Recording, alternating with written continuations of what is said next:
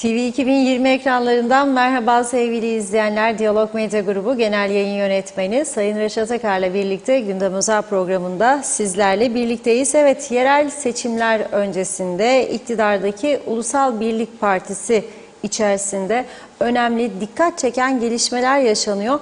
Parti yönetimi belediye başkanlığı için bağımsız aday olanlara ve onlara destek veren parti üyelerine karşı disiplin ve ihraç süreci başlattı. Konuşacağız. Bir başka konumuz hademelerin devam eden grevi nedeniyle yaklaşık 25.000 öğrenci sağlıksız koşullarda ihtiyaçlarını gidermek zorunda kalıyor ve bu duruma tepki gösteren veliler eylem hazırlığında olduğu bildirildi. Sağlık konusunda yine ayrıca reçetesiz antibiyotik kullanımı ile ilgili de ciddi sıkıntılar var. Tabipler Birliği acil önlem çağrısında bulundu. Zira antibiyotik kullanımının kaygı verici boyutlara ulaştığı ifade edildi. Bu arada yine sağlık konusunda bir önemli şikayette devlet hastanelerindeki eksiklikler malum.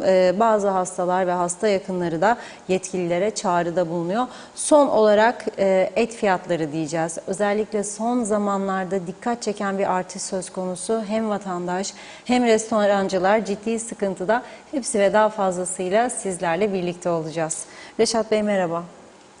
Merhabalar Funda Hanım. Herkese hayırlı günler dileyerek başlayalım. Evet, bazı bölgelerden bugün güzel yağmur haberleri geliyor. Türkiye'de de birçok bölgede bu akşamdan itibaren ciddi yağışlar, lodos, özellikle Marmara bölgesinde sert lodos uyarısı veriyor. Meteoroloji yetkilileri dikkatli olmak lazım diyorlar. Kıbrıs'ta da kısmen yağışlı havamız devam edecek birkaç gün daha. Öyle haberler var. Özellikle Mausa bölgesinden az önce bir arkadaşımız aradı. Güzel yağmur yağıyor bizim taraftaydı. Sizde bizde yok dedim. Evet, Lefkoşa'da yok demek istedim. Şimdi yerel seçimlere hazırlanıyoruz. Ülkenin o kadar çok sorunu varken bakınız partiler olağanüstü toplantı üstüne toplantı yapıyorlar. Acaba bu yerel seçimde zafer kimin olacak? Bu bir. İkincisi de kim partiye ihanet ediyor? Şimdi Ulusal Birlik Partisi bu seçimde Demokrat Parti koalisyon ortağı ve Yeniden Doğuş Partisi ile bir anlaşma yaptı ve birbirlerini destekleme kararı aldılar. Mesela DEP'nin Datlısu adayını UBP desteklesin. DEP de UBP'nin Bayer bölgelerdeki adaylarını desteklesin. Buna karşılık da biliyorsunuz Demokrat Parti kanadına koalisyonun kurulmasından 6 ay sonra Vakıflar Bankası ile Kooperatif Merkez Bankası'nın yönetimi devredildi. Yani al gülüm ver gülüm. Bu Demokrat Parti'nin Değirmenlik bölgesindeki UBP adayına desteğidir. Taze bir haber. Demokrat Parti UBP'nin Değirmenlik Akıncılar Belediye Başkanı adayı olarak açıklanan Ebru Törehan'ı destekleme kararı almış. Ebru Hanım eller havada görüyorsunuz Demokrat Parti yetkilileriyle kaldırdı. Ama esas önemli olan gelişme UBP'nin içi fıkır fıkır kaynıyor. Siyaset kazanı işte böyle bir şey. Şimdi örneğin Alsancak, Lapta ve Çamlıbel belediye başkan adaylığına UBP kendi partisinden talepler olduğu halde birini önermedi. Ve dedi ki ben bağımsız adayı destekleyeceğim. Bunun üzerine UBP'li olan eski belediye başkanı da dedi ki ve iki başka kişi biz seni destekleyeceğiz. Ve açıklama yaptılar bu konuda. Şimdi Ulusal Birlik Partisi vay dedi benim aldığım karara uymuyorsun ha dedi. İşte ben onun için başından beri söylerim.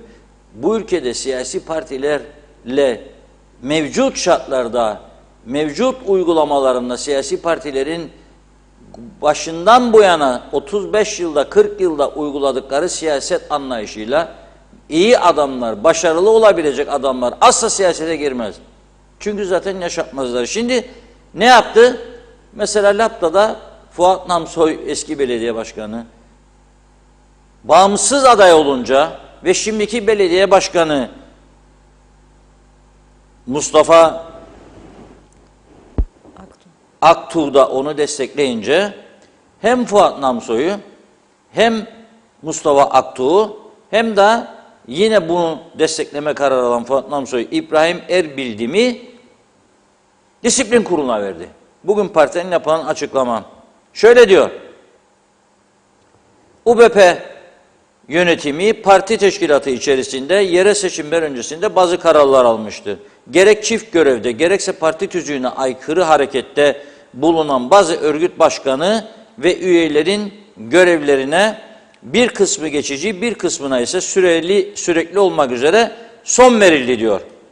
Hüseyin Höyük'ün Çatalköy Örgüt Başkanlığı, Talat Çiftçi'nin Latta Örgüt Başkanlığı, Nurullah Arslantaş'ın Güvercinli Köyü Örgüt Başkanlığı görevlerine son verilmiştir diyor. Attılar yani kendileri örgüt başkanına çünkü uymadı partinin kararlarına. Evet, devam ediyorum. UBP üyelerinden Mustafa Aktuğ, Latta Belediye Başkanı şu an devam ediyor görevi. Fuat Namsoy, eski belediye başkanı UBP'nin, şimdi de aday olmak istedi. UBP yapmayınca bağımsız çıktı. Ve İbrahim Erbildim hakkında disiplin işlemleri başlatılmıştır diyor. Akdoğan Kadın Kolları Başkanı Eylem Dolmacı'nın da Akdoğan Kadın Kolları Kadın Kolları Başkanı görevine son verilmiştir. Cem Dana'nın sunduğu istifa dilekçesi de diyor kabul edilmiştir. İnönü Kadın Kolları Başkanı Çelen Beycanlı, Bülent Bebek ve Çatalköy Örgüt Başkanı Hüseyin Höyük'ün istifası da onaylanmıştır. Bazıları kendi istifa ediyor gördüğünüz gibi. Ayrıca belediye meclis üyesi adayı olmaları nedeniyle Hamza Baş, Ertan Nurçin, Mehmet Özsezer, Berna Deveci, Sedef Özzafer ve Burcu Başay Kaya'nın yönetim organları görevlerine geçici olarak son verilmiştir. Şimdi bağımsız aday Girne'de onu destekleme kararı aldılar mevcut Nidai Başkanı UBP. Ama bu saydığım isimler UBP'li olduğu için o da bağımsız. Bağımsızlık bozulmasın diye görevlerine geçici olarak son verilmiş. Bitince seçim tekrar şimdi bağımsız, seçim bitince partili. Kendi kendimize bir oyun çizdik işte. Oynuyoruz bunun içerisinde. Vallahi çok ilginç gerçekten. Kıbrıs'ın siyaseti yani baktıklarında bu Kuzey Kıbrıs nasıl bir ülke diye biri sorsa bana çok kısa bir şekilde özetle dese ne dersiniz siz sorarım. Bu KKTC nasıl bir yer yahu nasıl yani bütün her şeyini böyle kısaca özetleyin bakalım bana. Öyle fazla vaktim yok dinleyemem. Ufak bir ülkeyi 300 bin nüfuslu Kıbrıs'ın kuzeyini ne kadar dinleyeceğim vakit harcayacağım. Hemen dünya problemleri var. İklim sorunu var dünyada. İklimler değişiyor. İnsanlar sular altında kalıyor, evler insanlar. Milyonlarca insan tehlike altında. Onlarla uğraşıyorlar. Enflasyonla uğraşıyorlar. Dün söyledim, İngiltere'deki yakınlar başladı arıyorlar, yazıyorlar. Durum çok kötüymüş. İngiltere'de çok kötü. Ne? Enflasyon %11,5. Ya gelin bir de Kıbrıs'a dedim. Yavru vatan Kuzey Kıbrıs. Gerçek vatanları tabii onların Kıbrıs'ta doğma büyüme ama İngiltere'de yaşıyorlar. Gelin ya bakalım burada enflasyon %135. %11 oldu deli oluyorlar orada. Aman Allah'ım aman Allah'ım diyorlar. Tabii orası çok soğuk. Erken başladı soğuklar. İnsanlar ısınmak zorunda. Gaz fiyatları yüksek, elektrik fiyatları yüksek. Gerçekten zorlanıyorlar. Ama dediğim gibi bir de enflasyon rakamlarına göre feryat ediyorlar. Kuzey Kıbrıs'a gelirlerse enflasyonun ne olduğunu anlarlar. Geçen sene geldiklerinde kaç paraydı 1 kilo dana eti? Bu sene kaç para oldu acaba? Veya kuzu eti. Geçen sene geldiklerinde bir bulli yani tavuk. Türkiye'den bizi dinleyenler bullinin ne olduğunu bilmez ama öğrensinler. Kıbrıs'ın en meşhur yemeklerinden biridir. Nedir? Makarna bulli derler. Meyhanelere gidenler görür. Tabii bulli pahalı olduğu için şimdi bullinin etini değil kanatlarını gorlar meyhaneciler. Kızardılar bir güzel. Yağını da makarnanın üstüne dökerler. Tabii 2 duble 3 duble rakı yapla viskiden sonra onun kolesterolünü falan düşünen olmaz. Ye be de aç kalma. İçki içersen mideyi doyuracaksın diye düşünür bazıları. Halbuki tam tersi zararlar oluşur tabii ama arada bir yapıyoruz hepimiz de. Makarna bulli sevenler çok. Tabii bugün baktım Emir Ali Tatlıdil Bey var, meyhane işletmecisi. Tabii bizim meyhane sahibi. Ferhatlar içerisinde marketin adını vermedi ama paylaşımın içinde hangi market olduğu en altında görünür ama ben söylemeyeceğim tabii. Gitmiş şok olmuş markete. Tosun bonfile diyor 499 TL. Tosun antrikok diyor 395 TL. Tosun biftek 389. Tosun T-bone diyor 372. Kuşbaşısı 375. Nuari 375. Tosun Dallas diyor. Dallas nedir ya acaba, ben bunu iddia ediyorum. Dallas dizisini çok seyrettiydim ama Tosun'un Dallas'ını iddia ediyorum. Bu acaba çapkın olan Tosunları mı ayırıyorlar? Var bilmiyorum. 373. Tosun diyor Ossobuco. O ne demektir? 372. Kıymasız yağsız diyor 329. Kıyma yağsız 329. Köftelik olan kısmı diyor 274. Köfte olunca yağ ister biraz değil mi? Kuyruklar atılınca o zaman fiyat düşer aşağıya. Tosunun döş kıyması diyor 274. Besli kuzu kıyma 274. Şeftali kebabı diyor. Sarılmış terpçiğin içine gömlek derler. Kuzu gömleciğinin içine 281. Tosunun kuyruğu bile 189 lira olmuş ya kuyruk. Yani Allah aşkına. Dili. Meyhanelerde bunu da getirirlerdi eskiden ama şimdi bu pahalılıkta getirirler mi bilmiyorum. 189 dil yemeyin. Dil yiyenin dili uzarmış derler. Uzayan dili de keserlermiş derler. Tosunun yüreği var, yüreği. 125 liraymış kilosu. Bu fiyatlarla nasıl çıkacak ya insanlar bunun içinden bilmiyorum. Gerçekten nereden nereye geldik? Bak bunları konuşup halletmemiz gerekirken biz ihanet edenleri partilerden ihraç etmeyi konuşuruz. Parti kararına uymayan kelle gider. Giderse gitsin. Ne olacak yani? İlla ki siyasetçi olacak millet. Böyle bir anlayış var Kuzey Kıbrıs'ta. Tabii millet perişan halde. Uçak biletleri korkunç yılbaşı öncesinde. Ama Turizm Bakanımız sağ olsun, hamdolsun, şükürler olsun. Değirmenlik Belediye Başkanı'na destek toplantısındaydı milletvekilleriyle beraber. Gördüğünüz eller havaya kalktı. Az önce arkadaşlarım fotoğrafları gösterdi. UBP'nin adayını destekleyecekmişler. Hayırlı uğurlu olsun vatana ve millete. Tabii orada çok güçlü bir de belediye başkanı var. Ali Karavezirler son derece başarılı. Bütün UBP'li muhtarlarla da ilişkisi son derece iyi. Bunu da herhalde iyi hesaplamışlardır diye düşünüyorum. Az önce bir kebap fiyatı geldi. Full kebap karışık diyor. Bunu da arkadaşımız Mausa'dan gönderdi. Diyor ki bakar mısın diyor bana. 360 lira diyor. Tabii bu öyle oturup karışık kebabı yiyince alkol yok yanında. 360'ı ödeyeceksin. Ben de dedim tamam ama bak dana fiyatlarını okudum biraz önce. Emir Ali Bey de kuzucukları paylaşmadı. Sadece danaları paylaştı. Bilmiyorum niçin. Bu fiyatlarına zaten nasıl çıkacak adam? 360. Ben diyorum ki önümüzdeki günlerde daha ciddi artışlar meydana gelecek. Peki ne yapmak lazım? Et fiyatlarını aşağı çekmek için ithalatın kapısını açmak zorundadırlar. Veya kasaptan ucuza alınan eti çok yüksek fiyatlara satan aracılarla uğraşmaları lazım. Çünkü kasaplar diyor, hayvancılar diyor ki biz diyor çok ucuza veriyoruz. Bizden ucuz alıyorlar. Fakat piyasaya bunu yüksek fiyata sunuyorlar kasaplar diyorlar. Kasaplar onları suçluyor. Onlar kasapları suçluyor. Ne olacak bu ülkenin hali bilinmiyor. Ama bu arada tabii ki en önemli konu şu anda. Velilerin içi yanıyor biliyor musunuz? Velilerin içi yanıyor. Sabahleyin bir okul aile birliği başkanının mesajını okuyarak uyandıktan sonra başladım güne. Diyor ki Çatalköy İlkokulu'nun halini geliniz görünüz diyor. Tuvaletlere girilmez durumda. Bu kadar hastalıkların yaygın olduğu bir dönemde bu çocuklar hijyen açısından sakıncalı olan tuvaletleri nasıl kullanacaklar? Bir çocuğa da diyebilir misin sen? Sabah 7.30-8'de okula giden bir çocuğa 1'e kadar sık da bekle evladım girme tuvalete diye mi?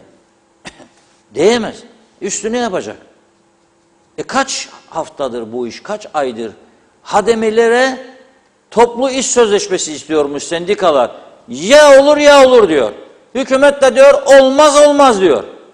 Arayı bulup anlaşmıyorlar. Tamam da şimdi hükümet boyun eğse toplu iş sözleşmesini hademelerin, o zaman diğer geçici çalışanların sendikalar da lazım devreye girecek, örnek teşkil edecek. Hadi bakalım toplu sözleşme devamlı artış, devamlı bilmem ne düzen bozulacak diyor hükümet kanadı. Ötekiler de diyor hademeler sahipsiz değildir diyor, ben onlara sahip çıkacağım diyor. Bir orta yolu bulmaları lazım. Bunun acısını, bunun faturasını çocuklara çıkaramazsınız. Tabii 3 sendika bugün ortak açıklama yaptı. Eylem yapanlar. 2 öğretmen sendikasıyla esas eylemi sürdüren kamu iş açıklama yaptı. Hademelerin grevi nedeniyle diyor okullardaki sağlıksız koşullar hakkında Sağlık Bakanlığı önünde eylem yapmışlar. Sorunlara duyarsız kalınarak halk sağlığı tehlikeye atılmış. Temel Sağlık Dairesi ve belediyelere denetim çağrısı yapılmış.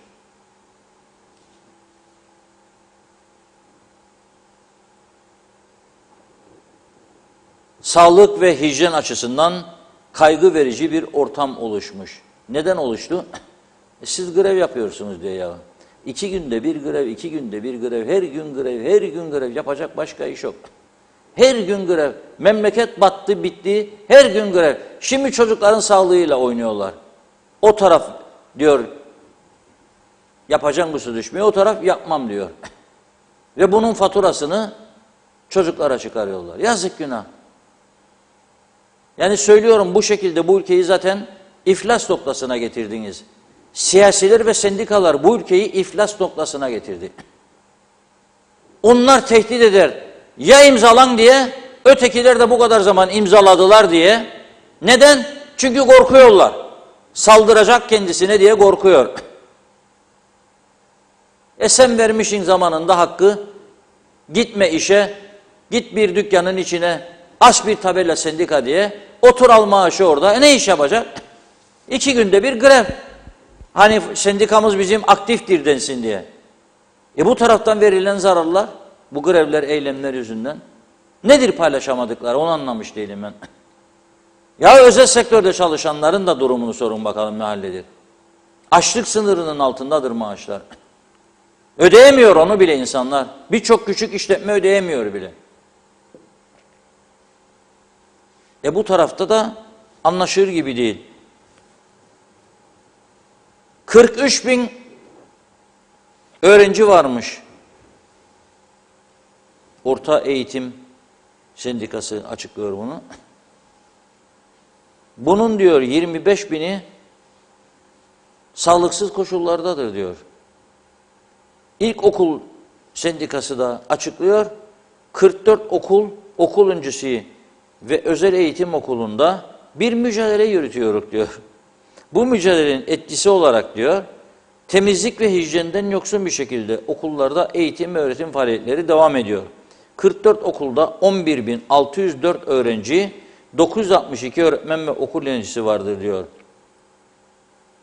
Ve bunlar tamamen 11.604 ilkokul öğrencisi, 962 de öğretmen hijyen dışı koşullarda olduğunu onlar da itiraf ediyor. Neden? Grev. Neden? Hademelere toplu sözleşme yaptıracak. Sen hademeleri bastırırsan da yaptırın toplu sözleşmeyi. Dediğim gibi diğerleri çifte diplomalı insanlar var üniversitelerde. Dünyanın saygın üniversite mezunu olan insanlar var kamuda. Onların toplu sözleşmelerini yapmazsınız. Kimse mücadele etmez. Onların niçin katlanması için mücadele vermezsiniz? İlla tutturduk bir şey gidecek sonuna kadar. Tabii ülke yönetenlerin suçudur bu iş. Grev nasıl bir haksa, greve karşı önlem almak da bir haktır.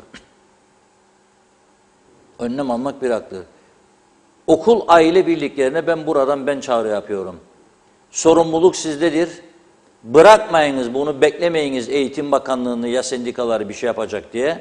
Siz sahip çıkın, okullarınızın hijyen sorununu çözünüz ve gösteriniz ki veliler çocuklarını sizin gibi böyle kavgacı bir düzene teslim etmeyecek. Bunu artık göstermenin zamanı gelmiştir. Sizin gibi kavgacı, anlaşılmaz, gerilimci insanlara çocuklarımızı teslim etmeyecek. Bunun mücadelesini veriniz lütfen.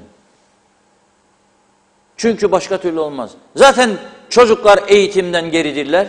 Zaten bu ülkede yeterli eğitim verilmiyor. Zaten tam gün eğitim olmadığı için bu çocuklar devlet okullarından mezun olanlar istisnai bir kısım hariç iyi okul tutturamıyorlar. Gelecekleri bu çocukların olumsuz bir şekilde etkileniyor. Buna sakın izin vermeyiniz. Daha fazla izin vermeyiniz. Ben isteyeceğim, grev koyacağım. Mecbur edeceğim yapacak bunu. Yapacağım be, yapacağım be, yapacağım be. O da yapmam diyor şimdi. Yaptılar bu kadar zaman. Ve bunun bedelini çocuklar ödeyecek okullarda. Buna izin vermeyin diyorum. Bütün velilere çağrı yapıyorum. Ben de okul aile birliği başkanlığı yaptım. 2 dönem. Ve görülmemiş işlerin de yapılabildiği gösterilmişti. Birçok iş yapıldı. Yapılabilir. Okul aile birlikleri birçok iş yapabilir. Sahip çıkın çocuklara ve bırakmayın o pis tuvaletlerin içine girmelerini. Siz alın tedbirini, gerekirse bir bütçe oluşturun, götürün oraya dıştan temizlik işçilerini, temizledin ve çocuklarınızı koruyun. Başka türlü olmayacak bu iş. Ne münasebet ya. Bir gün çocuk okula gidecek 8'de, 9'da okul müdürü arayacak veya öğretmeni, gelin alın grev var okulda. Bir gün gidecek, 2 gün, 3 gün tuvaletler girilmez durumda. Çocuk eve gelecek, anne diyecek tuvaletler böyle. Ve memlekette bir yığın bir hastalıklar var. Sağlık örgütleri uyarıyor, antibiyotik kullanımı varmış falan filan, geleceğim biraz sonra. Antibiyotik kullanımı ya. Bu ülkede hijyen hiçbir şey kalmadı. Perişan haldedir ya bütün millet. Hastalıklar patlamış vaziyette. Ve biz zorundan küçücük çocukları hasta olmaya teşvik ediyoruz. Sonra bu çocukları kim tedavi edecek? Neydi? Hangi parayla aileler tedavi edecek bu çocukları? Yazık, günah değil mi ya? Bir insanın, annenin, babanın en büyük varlığı çocuktur ya. Ne lüks arabasıdır, ne villasıdır, ne yüzme havuzlu villasıdır, ne başka bir şeydir. Bir ailenin en büyük serveti çocuğudur. Ve o en büyük serveti size teslim edecek ve siz onu her gün ezip eleyeceksiniz. Ne demokrasiymiş, ne bilmem inatlaşmaymış, ne bilmem hakmış falan, hukukmuş. Nedir bu ya? Tabii ki herkes hakkını isteyecek.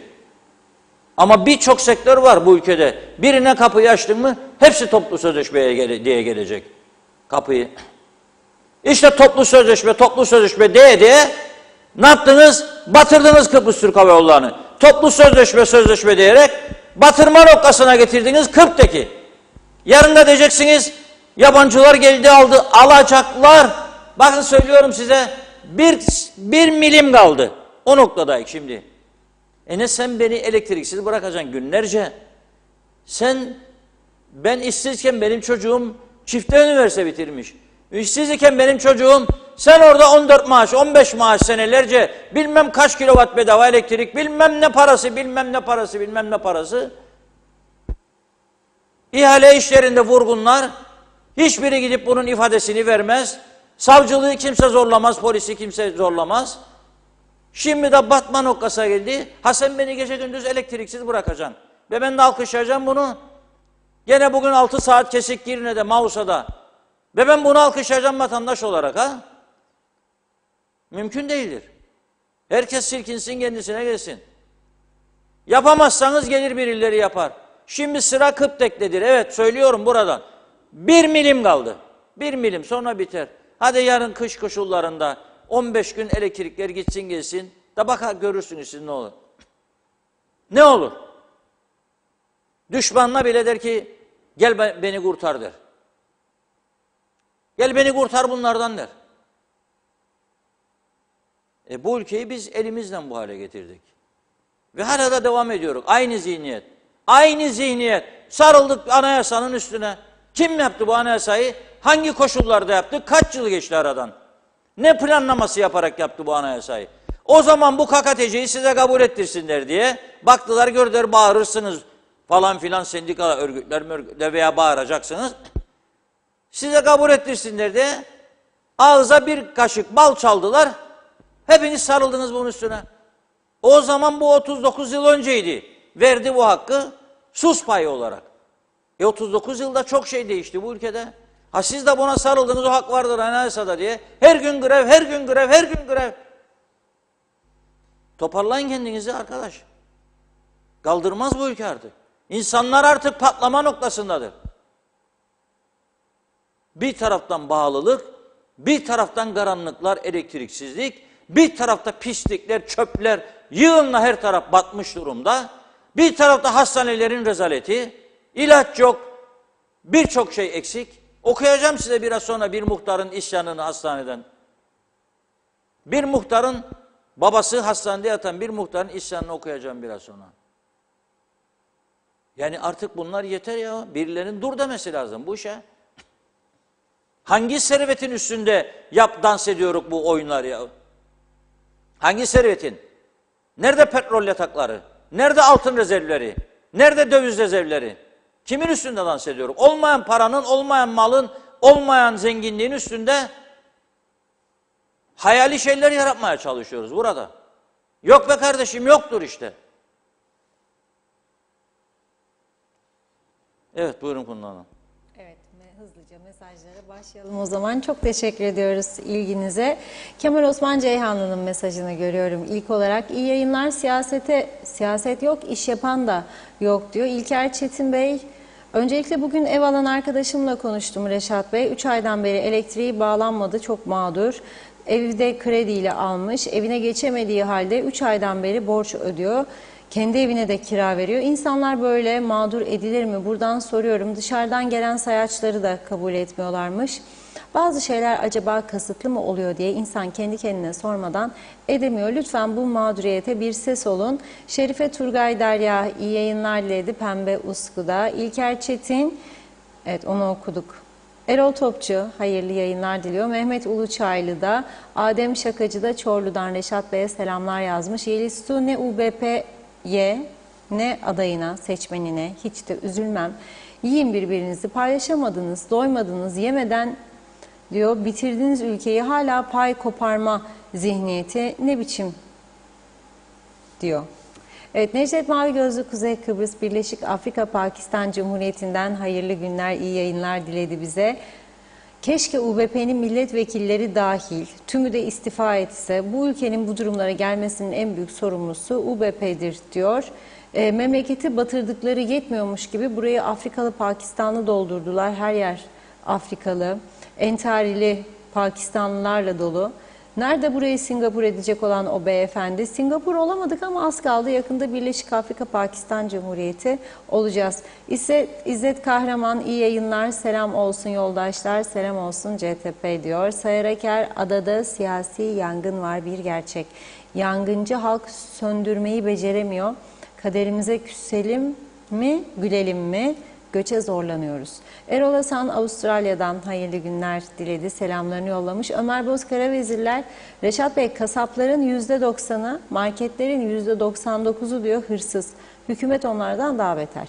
İsmet Sencer harikasınız dedi. İsmail Güre Kanser, Tosun öyle diyor. Almak isteyen Tosun'un kendisini alsın demiş.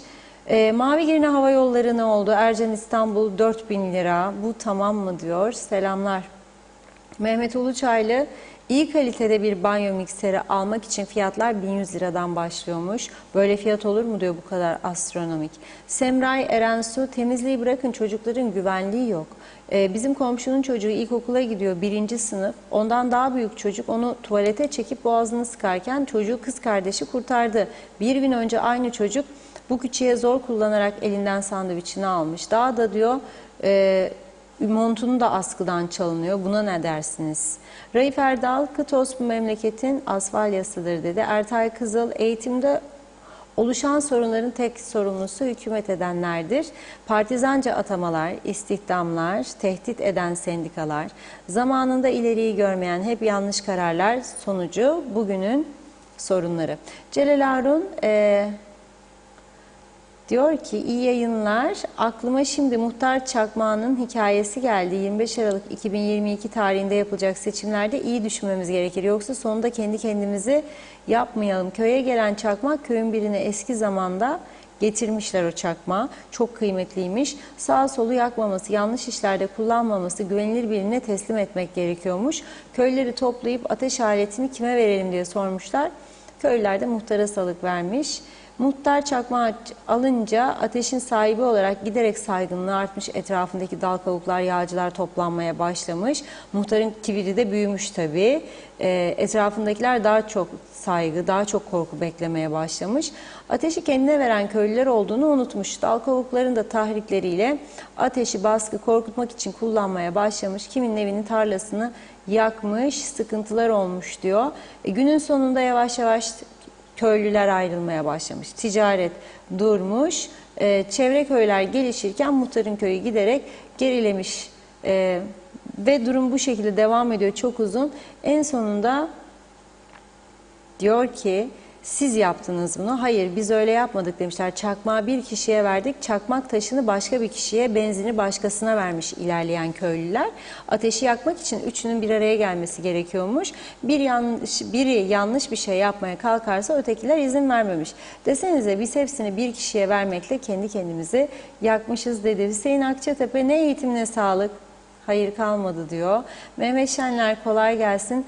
Kazım Doğan milletini yaşat ki devlet yaşasın. Devlet milletinindir. Mehmet Ulu Uçaylı okullardaki okul aile birlikleri niye seçiliyor? Bazı aksaklıkları ve yardıma muhtaç öğrencilere yardım yapmak için, sahip çıkmak için okul aile birliği kendine düşen görevleri yerine getirmek zorundadır. İsmet Ezel kim arar kim sorar dedi. Ayşe Çiftgül bugün hibe destek verildi birçok kesime. Bizim de hakkımız olmasına rağmen bizim hakkımızı yediler. Hep derler kadın üretici isteriz. Ben dört elle sarıldım küçük baş işine diyor. Bugün hakkımız yendi, yandaşlarına verildi. Benim gibi çoğu da alamadı. Evet İzzet Kahraman 1974'ten beri ne değişti diyor. Nazime Nalbant İskele'den herkese selamlarını yolladı. Ve diyor ki daha önce bildirim gelirdi, şimdi gelmemiş bildirimi. Elektriksiz çok yer kesikmiş. Bir tarafta bakanımız çıkıp hiçbir sorun yoktur diye konuşuyor.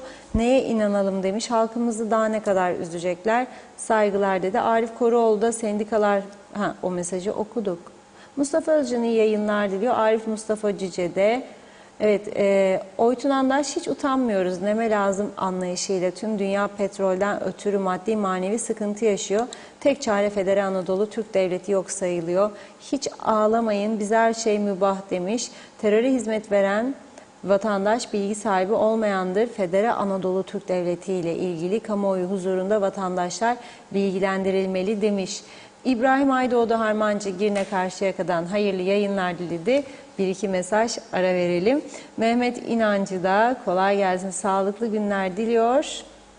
Aytaç Bey de Hüseyin Koltan da iyi ki varsınız, sağlıklı saygılarımla hayırlı yayınlar demiş. Evet Mustafa Özcan şüphesiz Harmancı dedi. Evet Nazime Nalbant'ı okuyup ara verelim. Yine gazeteci Türkiye'ye giremedi. Kaçtır diyor. Gitmek isteyen geri yollanıyor. Doğruları söylesinler demiş. Neler oluyor? Üzgünüm diyor Nazime Hanım. Evet devam edeceğiz mesajlara. Şimdi bir ara verelim. Buyurun Reşat Bey. Evet teşekkür ediyoruz mesajlar için. Bu arada Dijitürk üzerinden izleyenler var bizi. Seste bir sorun olduğunu söylemişler, bildirdiler ama arkadaşlarımız fark edip düzeltmişler. Teşekkür ediyoruz. Şimdi bir de güneyden et fiyatlarını gönderdi bir arkadaşımız ki ben aşağı yukarı biliyorum yani güneydeki et fiyatlarını. Yerli dana eti en pahalı süpermarkette. Onu geç, onu geç. Bunu tut.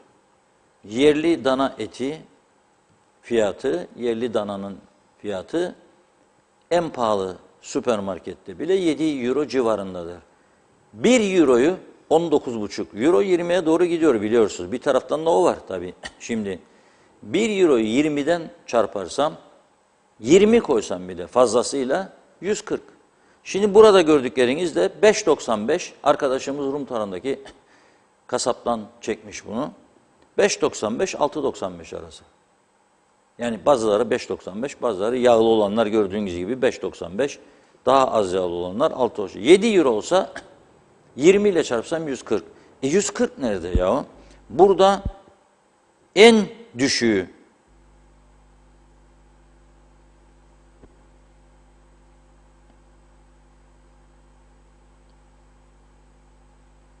kuşbaşılık 375.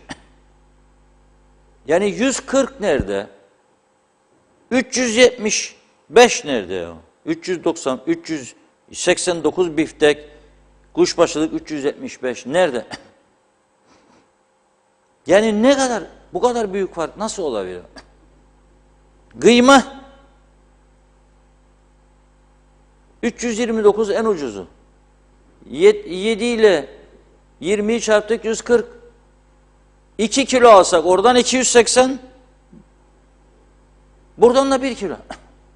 Nasıl olur? Aynı adayı paylaşıyoruz. Ukrayna Savaşı onları bizden daha fazla etkiledi. Bizden çok daha fazla etkiledi. Çünkü onlar 1,5 milyon Rus turist kaybettiler sadece. 1,5 milyon Rus turist kaybettiler sadece. Ama dengede tutuyorlar fiyatları. İnsanlar yaşayacak bir şekilde. Parası olsa alsın kardeşim yesi. Olmaz öyle bir. Öyle bir devlet düzeni olamaz. Ya buna bir köklü çözüm getirmek lazım.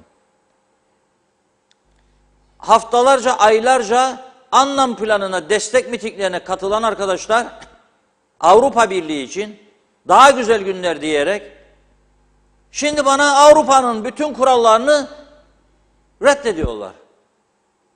Tek mezbaha olmaz. 68 mezbaha açık. Avrupa'dan, başka ülkeden et ithalatı olmaz, yasak.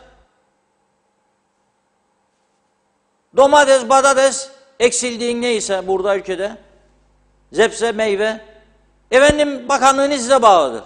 Bakanlık izin vermeye kalksa hemen üretici kesimden baskı, tehdit.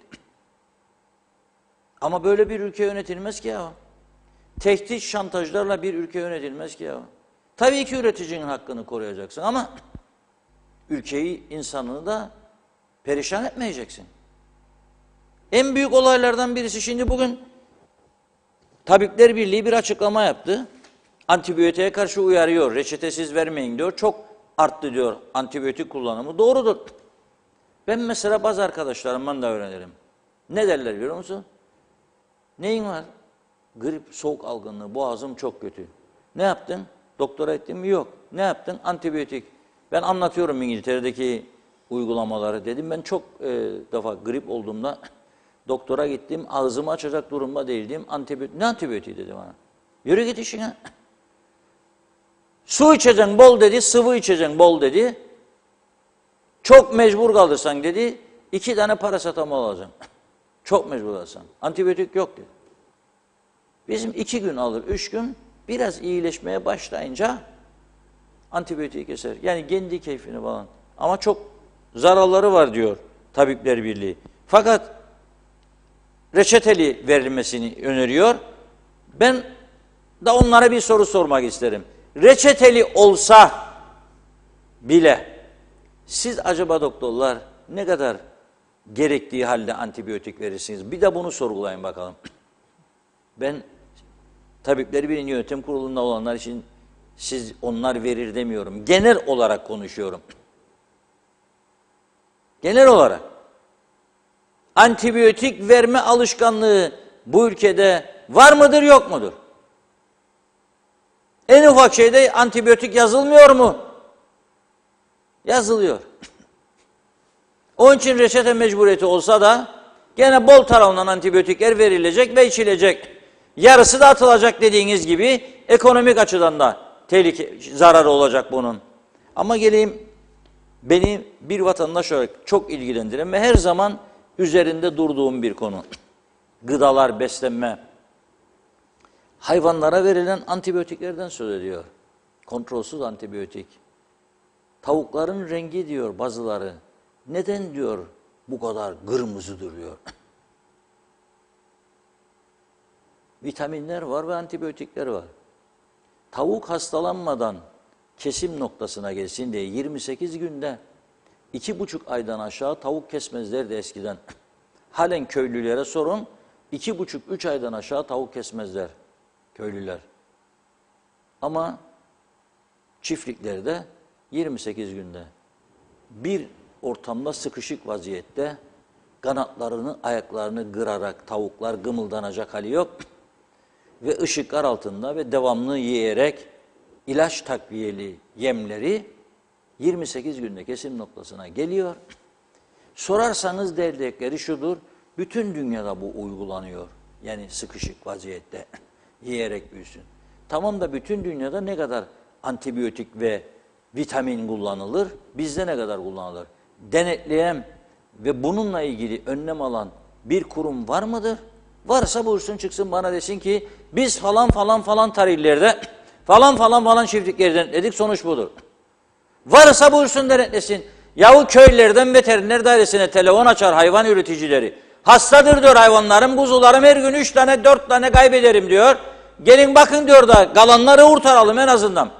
Adam yoktur, araç yoktur, araç vardır araca koyacak benzin yoktur. Aynen böyle cevaplar. Ve çaresizlik içinde hayvanlar ölüyor. Kasap hayvancı da görür bakar kaç tane hayvanı gidip gömecek toprağın altına. Bakar görür hastalıklı, götürün kasaba kessin köy sarhanesinde. Pişirinecekmiş, iyice pişirirsem zararı olmazmış. Faydası ne olur acaba? 300 lira vereceğim, 400 lira et alacağım. Faydası ne olacak bana onu söyle bakayım. Yani yakıp pişirecek, yakacak. Yiyeceğim hastalık bana geçmesin diye. Faydası ne olacak bunun?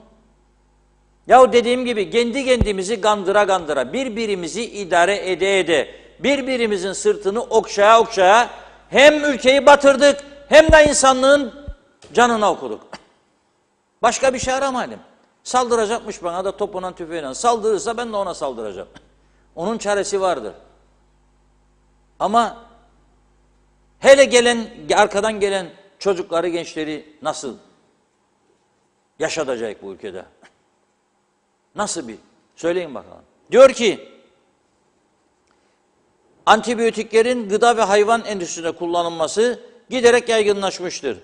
Gıdaların raf ömrünü uzatmak veya kesim hayvanlarında kısa sürede kesim ağırlığı elde etmek amacıyla yemlerin içine eklenerek kullanımı her geçen gün artmaktadır. Yaygın ve denetimsiz kullanımın artmasıyla birlikte hastalık tedavi edici özelliğini giderek kaybeden antibiyotik grupların yerine ise yenileri artık üretilmemektedir. Bu noktada uygunsuz antibiyotik kullanımının sonucunda dirençli enfeksiyon oranları ve bu enfeksiyonlarla ilgili ölümler de her geçen yıl artmaktadır. Neden diyorlar şimdi genç ölümler arttı Kuzey Kıbrıs'ta? Belli değil mi nedenleri ya? Yani ben sana Mısır'dan adam mı getireyim, gelsin de anlatsın bunu, yoksa Hindistan'dan doktor mu getireyim? Nedenler belli. Yarattığımız bu sahte düzencik içerisinde kendi kendimizi, tekrar ediyorum, sırtını okşayarak, olmadığımız kadar boyumuzu büyüterek ve çapımızı, kendimizi çok da fazla adam yerine koyarak, bilgili, uzman ve falan filan, ama aslında her tarafımız çökmüş vaziyette. Bilgi noksanlıklarımız var. İnsanlık anlayışımız kaybetmiş durumdayız büyük ölçüde. Kazıklama en önemli alışkanlık haline gelmiştir. Erken zenginleşme, erken bir şeyler olma hastalığı öne gelmiştir. Adam 45-50 yaşına gelir de bakanlık müdürü, daire müdürü olurdu ya eskiden. Ve İngiliz döneminde atalarımız nasıl gelirdi ya? Nasıl gelirdi? Sen şimdi 28-30 yaşında bakanlık müdürü yapıyorsun. Neden? Rozeti vardı. Senden sonraki gelene onun rozetini takacak. Bu da var. Yani Dünyanın açık gözü siz. İşte böyle yapa çıkmaz sokağın eşiğine getirdiniz bizi şimdi. Hadi gel de temizleyin bu ülkeyi. Hadi gel de temizleyin. Tekrar ediyorum. Her aday olan çalma niyetli, hırsızlık niyetlidir demiyorum. Asla. Ama biraz gerçekçi düşünelim ya. Bu düzenle şimdi iş yapabilecek, gerçekten başarılı iş yapabilecek hangi adam gidip de bu görevlere talip olacak ve bu partilerin emirlerine kabul edecek? Onu yapma, bunu yap, ona bunu ver, bunu verme. Kim yapacak bunu? Onun için cebi doldurma diye bir düşünce gelirse aklınıza kısa yoldan gidin aday olun. Ve katlanın bir süre partilere. Sonra parti içinde o düzeni kurarsınız zaten. Al gülüm ver gülüm yaparsınız, dengelenir durum. Ama bunu herkes beceremez. Yani kolay bir iş değil. Ben 30 sene önce bir bakan anlattı bana. Adam dedi bana Londra'dan gömlek getirdi dedi. Yüzüm kızardı dedi. Rüşvet olacak diye. Olmaz dedim. Adam demiş olur mu ya? Al demiş de ben bunu Haringey'den 10 lira aldım zaten demiş. 10 sterlin. Ve yüzü kızardı adamın. Şimdi 10.000 sterline konuşabilir miyiz? Ya 100.000 sterline. Neler görüyoruz ya Allah aşkına neler görüyoruz. Üzülüyorum ben. Bu ülke insanı bu hale geldi. Bu ülke bu hale geldi ve medet umuyoruz. Hayvanlarda çok korkunç bir şekilde hayvan üretiminde antibiyotik de vitamin de kullanılıyor. Bu açık ve net. Hasta hayvanlar da kesiliyor ve satılıyor. 68 tane salhane açıldı sözde yeni mezbaha ABE standartlarında. Ama daha yeni tam teşekküllü mü? Oraya mecbur ediyorlar mı? Yok, öyle bir şey yok. O öteki var olanlar devam ediyor. Şimdi denebilir ki, ya şimdi seçim öncesi kapatacak 68 kişi, 2'şer kişiden 130 kişi bize düşman olacak. Sanki dostmuş gibi. Yani sanki de kesindir ona oy verecekmiş gibi. Dokunmazlar. Seçim bitince bakarız. Seçim bitince başka seçim gelecek gündeme. Yani biri zannediyor mu ki 2023'te seçim olmayacak bu ülkede? Ben hiç o düşüncede değilim. Karanlıklar biraz artınca önümüzdeki günlerde havaların soğuması, yağmurlar falan filan, teknecik daha çok tekleyince, sesler daha çok yükselmeye başlayınca, hele bir de yerel seçim sonuçları açıklanınca, düşenler, bayılanlar, ayılanlar, kalkanlar, bayram edenler olacak tabii ki. Neyse gelecek olan kısmete göre. Ondan sonra görecek 2023'te ben bu ülkede bir seçim havası oluşabileceğini düşünüyorum. Ha seçim ister miyim sık sık? Hayır asla istemem. Asla istemem. Ama bir takım ihale meselelerini duyuyorum son günlerde de. Açıklamalar da gönderdiler bize. Arkadaşlar dedim sakın dikkat almayın. Yahu milletin vekili mi oldun, ihale mi kovalan? Bu durumdadır şu anda. Üzücü bir durum gerçekten. Ama doktorlarımıza söylüyorum. Bildiri yayınlamak tabii ki zaman zaman gereklidir ve güzeldir. Ama koyun etkinliğinizi ortaya. Hayır koyun. Gidin veteriner dairesine konuşun. Veya özelde çalışan veterinerlerle anlaşın. Deyin gelin ki bir grup oluşturalım. Ve gidelim bu et kesim yerlerini, köylerde, kentlerde denetleyelim. Bakalım nasıl kesiliyor hayvanlar. Öyle cihazlar vardır diyorlar bana. Kasaptan aldığın etin canlı hayvandan mı, ölü hayvandan mı olduğunu tespit etmek mümkün. Reha Bey anlattı bana bunu. Allah iyiliğini versin. Biz dedi böyle alırdık otellerimize dedi. Nasıl yapılır ben görmedim. Bilmiyorum ama olabilir bu diyorlar. Teknoloji birçok şeyi ortaya çıkarır diyorlar. Alın bakın. Siz bunu alacak bakacaksınız. Sözde bir yığın örgüt vardır bu ülkede. O örgütler de fiyatlara bakacak. Kaça çıkıyor hayvancının elinden kuzu ve dana? Kaça satılıyor markette? Aradaki parayı kimdir alan? Düzeltebilirsen düzelteceksin. Düzeltemezsen açacaksın kapıları, rekabetinden o zaman bu iş dengelenir. Neden güneyde 7 lira civarında bilir misiniz siz? Çünkü adam ta Avustralya'dan dünyanın en sağlıklı etlerinin yetiştirildiği yer, bol ot yerler. Ta Avustralya'dan uçakla köpüklerin arasına canlı, yani dondurulmuş değil, taze, haftada 2 gün et getiriyor, 13,5 liraya satıyor.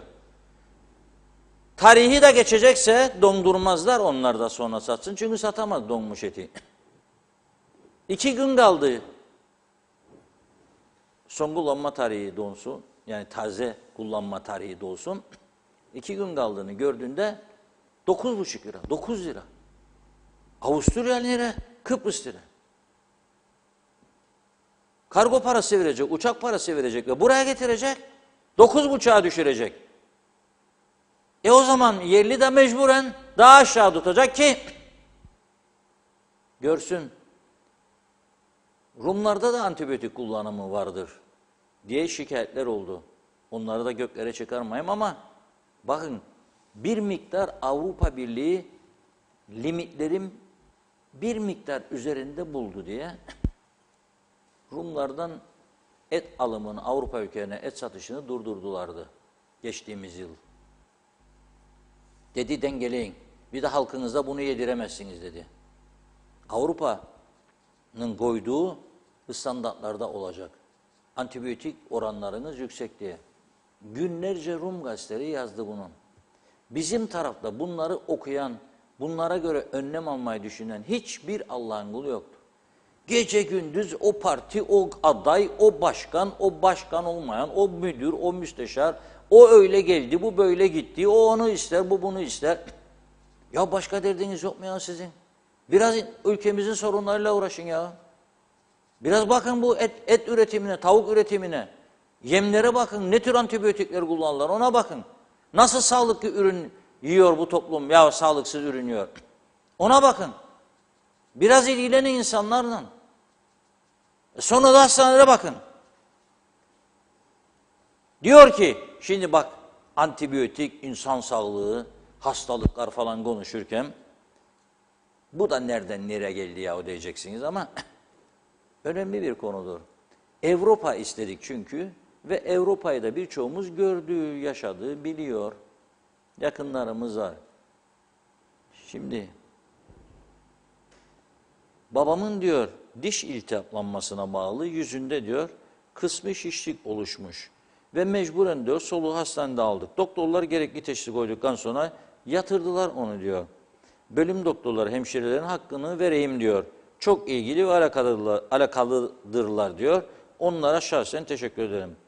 3. günde geride bırakırken diyor kulak boğaz burun bölümünde hasta odalarında ne televizyon ne internet ne de vakit geçirecek bir şey yok diyor. Çok lüksüsten be muhtarım sen de yatak verdi sana adam orada. Çökmediğine şükret yatağın. Erimiş çürümüş dolaplar var onun içine de götürdüğün yemecikleri koyarsın.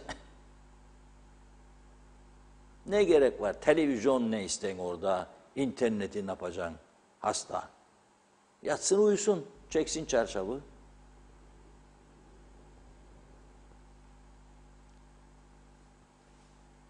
Geceleri diyor vakit geçmez be kardeşim diyor.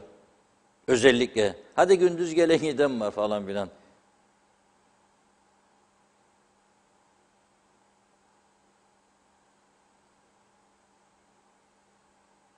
Aynı odanın içerisinde karşısında diyor beyaz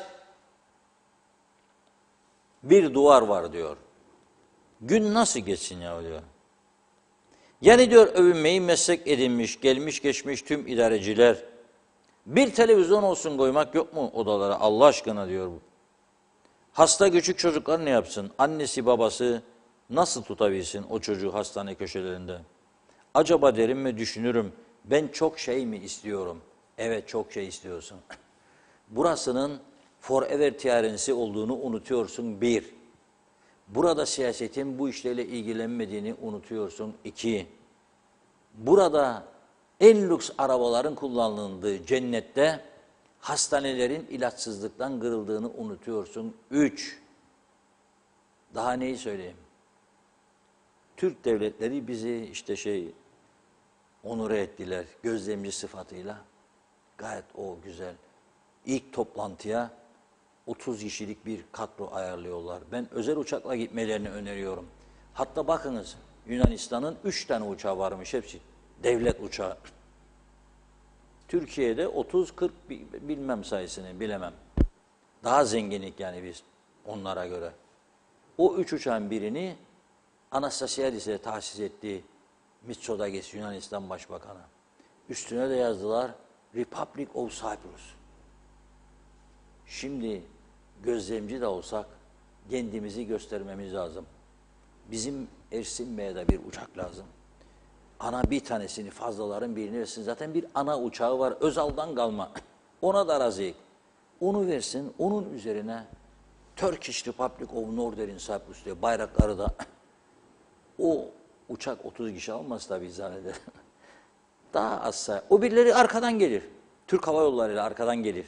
Zaten Cumhurbaşkanı uçağına herkes alınmaz. Kendi, eşi, asistanı, bir kalem müdürü falan, çantayı taşıyacak kalem müdürleri lazım. O uçakla gider, arkadan da heyet gelir. Ve indiğinde o Türk devletlerine, nereye Azerbaycan, Kırgızistan, Özbekistan herhangi birine indiği zaman görürler ve derler ki gerçekten bir Turkish Republic of Northern Cyprus var dünyada. Çatlasın patlasın Rumlarda. O havaalanından ben olsam uçağın önünde dururum böyle. Bir de fotoğraf çekerim böyle elimi sallayarak. Ve paylaşırım bunu Facebook'ta. Görsün bu Rumlar. Hatta yollarım da Rum gazetelerine. İnat değil mi bu? Mail adresleri var. Hepsine birer tane fotoğraf gönderirim. Çatlayın patlayın be ha. Buradayım. Bakü Havaalanı'ndan selamlar. Sen hastanede kardeşim giderken televizyonu niye götürmüyorsun? Götür televizyonu. Tak orada fişe. O diğer hastalar da bayram etsin hiç olmasa. Götür televizyonunu. Uğraşma böyle şeylerle. Televizyonmuş, internetmiş hastanede. İlaç yok ya, ilaç yok. İlaç veremiyorlar hastalara. Yani öyle kolay değil. Devlet kurduk madem ki bu devletin yaşatmak kolay iş değil. Zaman içinde her şeyi halledecek. Daha 39 yıl, daha 40'a bile gelmedik. Bir insan kaç yaşında olgunlaşır? 40'a geldiği zaman olgunlaşır. 45'e geldiği zaman daha olgun. 50'ye geldiğinde daha da olgun. Tecrübe kazanmış olur. Biz de öyle 50, 60, 70, 80, 100.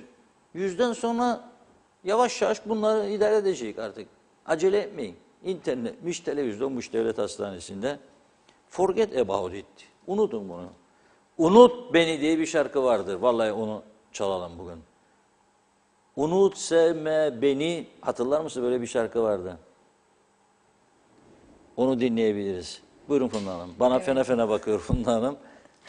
Kayboluyormuş mesajlar. Sonra şikayet ediyor program sonunda. Diyor ki ben çok zorlanıyorum diyor. Kayboluyor diyor. Mesaj yazan vatandaşlar da beni suçlu görüyorlar. Evet diyor. kızıyorlar Doğru. sonra bana. Evet. Çok üzülüyorum. Evet, Cem Dana'nın mesajıyla devam ediyoruz. İyi yayınlar. Ben Cem Dana 27 yıllık UBP'liyim. 20 yıldır partide seçilmişim. Partiyi atanmışlar yönettiği için UBP en kötü dönemini yaşıyor. Bu seçim halktan karşılığını alacaklar. Hüda Kan ülke başıboş yazdı. Irmak Marlen bir kuru bakla 52 lira. Mustafa Şakir Küçük okullardaki grevlerle ilgili Reşat Bey'in duyarlılığından dolayı teşekkür ediyoruz. İsmail Kızılşahin herkes encümen olma derdine düştü. Kim düşünür zamları? Metin Erdemel gündem özel bildirimini alamamışlar onlar bugün ve diyor ki pide içinde 2 yağda ciğer 2 de kola. 300 lira. Oktay Değirmencioğlu, reçeteyi kim verecek doktor? Bu nasıl olacak? Özel kliniğe gideceğim, parayı vereceğim. Durum bundan ibaret. Ferhat Çatalkaya, Reşat Bey bir izleyici sordu. Okul aile birliği geliri bağışlarla olur. Veliler bağış yaparsa okulun zaruri ihtiyaçları karşılanır. Maddi durumu kötü öğrencilere okul bütçesinden kıyafet ve kitaplar verilir. Özel Hacı Eyüp diyor ki, halk, inşallah çözeceğim. Halk yarı sefalet içinde, halkın yarısı sefalet içinde. Diğer yarısı 2 maaş, 3 maaş, 28 gün şikayet ederler. 2 gün sonra yine maaş, aldığı gün sesini kapatır. İşte Kıbrıs Türk'ü diyor. Nazime Nalbant, pahalı eti, tavuğu, kıymayı kim alabilecek? Ev vardır, alamıyorlardır. En pahalı ülke Kıbrıs'ın Türk tarafı. İnsanlarımız ne yiyecek soruyorum. Gaza da yine zam geldi. Yarın bakın diyor, diğer şeylere de zam gelecek. Ne düşünürler? Allah yardımcı olsun halkımıza demiş. TV 2020'mize nazar değmesin. Her gün bizlerlesiniz. Teşekkürler diyor Nazime Hanım. Ahmet Halil de iyi yayınlar diledi. Mustafa Cici Baba da ve diyor ki 3 aydır hademeler para almadı. İsmet Ezel de demiş ki bize atayan yok. Mazbata mağdurları dün öğrendik. Yeni cezaevinde mazbata mağduru cezaevinde tam 153 kişi var. Yazıklar olsun. Yeni cezaevi yine doldu. İçeridekilere işkence yapıyorlar demiş. Necdet Mavigözlü, Güney Kıbrıslılar Kuzey Kıbrıs arasındaki fiyatların dengelenmesi için her şeyin alımı serbest kalmalı. Yiyecekten tutun da beyaz eşya, hatta arabaya kadar.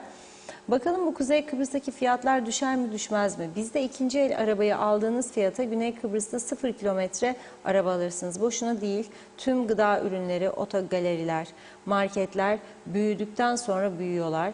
Güneyden et ürünleri almak yasak, araba almak yasak. Kapadılar bizi dört duvar arasına, istedikleri gibi diyor. Kötü yapıyorlar. Güneyde kasaplar bizdeki fiyatların 1/3'ü. Fiyatı kurtarıyor ama bizim hırsızları kurtarmıyor. Tutturdular bir bayrak inmez, ezan sesi durmaz. Milletin anasını ağlattılar diyor. Baştan sona hepsi hırsız. Özkan Bişmiş, Türkiye'de de eşekleri kesip insanlara yediriyorlar diyor. Irmak Marlen, bir avokado oldu 30 lira. Bu meyve bu memlekette üretiliyor. Yerli üretim, yazıklar olsun demiş. Mehmet İnancı, ülkede en büyük sorun Reşat Bey, menfaatleri uğruna gençlerimizin ve torunlarımızın geleceklerinin çalınmasıdır. 48 yılda ülkeyi batırdılar, tüm partiler suçludur. Evet, Irmak Marlen yine demiş, bir paket kırmızı mercimek 48 lira oldu. Oral Beyaz, hayırlı akşamlar, grip aşısı alışkanlığının artması gerektiği kanaatindeyim. Ben de yapıyorum, grip olmuyorum çok şükür. Lakin hastalığa yakalanmış olan kişilerin hastalığa sabrederek parasetamol ile suyla iyileştiğini görmedim. Hastalık ilerlediyse şayet antibiyotik ve vitamin kaçınılmaz oluyor. Bünyeyi sağlam tutmak ve aşı yaptırmak elzemdir diye düşünüyorum demiş. Irmak Marlen yine bir yoğurt 55 lira. Onu da aktaralım. Bir düzine yumurta 45 lira. Orçun Andaş diyor ki Kuzey Kıbrıs Türk vatandaşları Avrupa toprakları üzerinde yaşıyor. Yıllardır neme lazım anlayışıyla Avrupa imkan ve hizmetlerini reddediyor. Avrupa Birliği bizi savaş sonrası psikolojisi bozuk bir toplum görüyor herhalde demiş. Biz kuzeyde yaşıyoruz ama devlet bizim devletimiz değil. Bizim devletimiz Avrupalı Federe Anadolu Türk Devleti'dir arkadaşlar. Celal Harun 25 Aralık 2022 tarihinde yapılacak yerel seçimlerde 18 belediyede karar kılındı, seçim startı verildi. Siyasi partilerimizin ve bağımsız belediye başkan adaylarının gündemi çok yoğun. Ekonomik şartlarda seçim bütçesindeki gelir gider hesaplarının ne olacağı, kaynağın nereden karşılanacağı hakkında basın yoluyla halkımıza açıklamada bulunsunlar demiş. Mehmet İnancı, antibiyotik kullanımında 4 adet göz açmak gerekir Reşat Bey. Ciddi hastalıklarda o antibiyotik tesir etmezmiş, uzmanlar böyle diyor. Salih Mullalı, gün gelecek başkanlığa aday bulunmayacak. Tıpkı spor kulüplerinde olduğu gibi kimse ağır sorumlulukların altına girmek istemeyecek. Biri çıkarsa halk ona çok müteşekkil olacak. Bu yazımı unutmayın diyor, saklayın diyor, yine konuşuruz. Mehmet İnancı, batmış batırılmış cennet adamız sanırım 30 yıl sonra ayağa kalkar diye düşünürüm Sayın Akar dedi. Ve diyor ki oynasın bizim A takımı o zaman. Metin Erdemel, 2 sene önce üroloji servisinde ameliyat oldum. Serviste hastaya bakım ihtimam süperdi. Televizyonumuz, klimamız vardı diyor. Doktor Ahmet Bindayı çok ilgiliydi demiş. Kerime Doğal, basit bir çözüm bu. İnternet ve TV nasıl olmasın? Hüseyin Güral Kofalı, seni dinliyoruz Reşat Bey diyor. Londra'dan, orasını çözemedim. Feruz Ali Özbiler, Reşat Bey hani uçaklar inecekti, direkt uçuşlar olacaktı Rusya'dan demiş. Nazime Nalbant, Reşat Bey kim unutur o güzel şarkıyı? Sonra çalarsanız mutlu oluruz saygılarımla demiş. Bir iki mesaj ara vakti. Aytaç Bey de diyor ki Unut Beni şarkısını bugün çalabilir misiniz? Hasan Yalınca Mandıra düzeni dedi. Aytaç Bey etin rengini unuttuk yazmış. Mehmet İnancı batmış ülkede mazbata olmaz. Ünal abi size söylüyorum günah işliyorsunuz. İnsanlar battı. Lütfen bunu göz ardı etmeyiniz. Ülke kaosa sürüklenir dedi. Ve diyor ki Mehmet Bey, Reşat Bey yerel seçim sonuçları hakkında ne dersiniz? Nasıl bir tablo çıkacak diye sormuş. Ve ayrıca diyor ki yeni gazeteler çıkıyormuş ve TV'ler açılacak. Büyük paralar dönüyor transferlerde. Sizden de eleman almışlar doğru mu diye soru yöneltmiş Mehmet Bey. Son mesajı da Salih Bey'den okuyalım. Madem ki devletin tüm kurumları iflas etmiş, 6 kovan gibi oyulmuş, parsellenmiş, bunun hesabı verilemiyor, ceza verilemiyor. Acaba niye diyor? Bence bunun böyle olmasından bir şekilde eli içinde olanların çoğunlukta olduğundandır dedi. Devam edeceğiz mesajlara. Reşat Bey buyurun. Evet, çok teşekkür ediyoruz. Sağ olun, var olun. Ne diyor Mehmet İnancı? Mehmet İnancı diyor ki, hemen söylüyorum. Yerel seçim sonuçları hakkında ne dersiniz diyor. Ayrıca yeni gazeteler, TV'ler açılıyormuş diyor. Büyük paralar da dönüyor transferlerde. Sizden de eleman almışlar. Doğru mu? Doğru mu? Şimdi seçimlerle ilgili söyleyeyim. Seçimlerle ilgili bir tahmin yürütmek çok zor. Hele bu seçim o kadar zor. Bazı partiler partiler bazı bölgelerde kendi adayını çıkarmadı, bağımsız dedi. Bazıları iki parti bir adaya döndü. Yani bu yerel seçimler daha çok partilerden daha çok kişiler bence belediye başkanlıklarında önemlidir. Dolayısıyla kestirmek çok zor. Anket yapılsa bile zor. Bunu geçmişte yaşadık. Önemli bir anket şirketi sadece belediye seçiminde yanılmıştı. Çünkü son 48 saatte bile değişiyor. Partilere aşırı bir bağlılığın kalmadığını düşünüyorum şu anda. Eskisi gibi öyle partim bunu ister diye gidip oy vereyim pek fazla kalmadı. Bu konuda en ciddi çalışan parti CTP olmakla birlikte onda bile eski o parti heyecanının, mühür heyecanının kalmadığını düşünüyorum. Ama gene de diğerlerine göre daha olabilir, parti disiplini önde olabilir. Dolayısıyla bu konuda biraz zor. Tabii anketlere ben her zaman güvenirim. Ama yerel seçim anketleri yanıltıcı olabiliyor zaman zaman. Çünkü gerçekten şahıslar çok önemli. Yerel seçimlerde şahıslar çok önemli. Genel seçimlerde tahmin yapmak ve yürütmek daha önemli, daha kolaydır diye düşünüyorum. Bir de artık eskisi gibi kamuoyu araştırmalarına bizde fazla önem verilmediğini görüyorum. Gerçekten böyle. Diğer soruya gelince, evet bir takım şeyler biz de duyuyoruz. Bazı yeni gazete hazırlıkları veya web TV'ler kuruluyor diye. İyi paraların döndüğünü de duyuyoruz. Çalışan, hak eden insanlar için güle güle görevlerini yapsınlar, haklarını alsınlar, paralarını alsınlar, rahat olsunlar. Zaten meslektaşlarımızın iyi olmasını hepimiz istiyoruz. Ama diyalogdan adam alma, zaten dar bir kadroyla çalışıyoruz ama olmadı mı oldu. Devletin televizyonu bile bizden, ya devletin televizyonu, bula bula gelin benim adamlarımı, 2 senede 3 senede zor yetiştirdiğimiz adamları aldılar götürdüler. Yani olabiliyor bu. Zaten dar bir kadrodayız. Dolayısıyla fazla bizim etkileneceğimizi bunlardan düşünmüyorum. En zor koşullarda bu işi yürütmeyi konusunda bilgimizin, tecrübemizin olduğunu herkes bilir zaten. Adanın şu anda da en çok satılan, okunan gazetesi Diyalog'dur. Şu anda değil, uzun bir süreden beri. En çok izlenen televizyonda Diyalog olduğunu söylüyoruz. Hatta ben buradan çağrı yapıyorum. Kendi kendimizi kandırmayalım. Ben kendi kendimizi de öne çıkarmak istemem. Çok temkinliyim bu konuda. Madem ki bütün dünyada bir ölçüm vardır, hangi televizyonlar, hangi programlar, hangi saatlerde ne kadar izlenir, bunlar ölçülebiliyor. Sen burada yayın yüksek kurulu kurmuşsun, beni cezalandırsın değil mi sadece? Ona bu teknolojiyi, teknolojik imkanı sunman lazım devlet olarak. Yapsın ki biz de kendi kendimizi düzeltelim. Yanlışlarımız nerede? Hangi programlar daha öncedir? Reklam verenler de bunu bilsin. Ama burada bir yalan dünyası dönüyor her konuda olduğu gibi.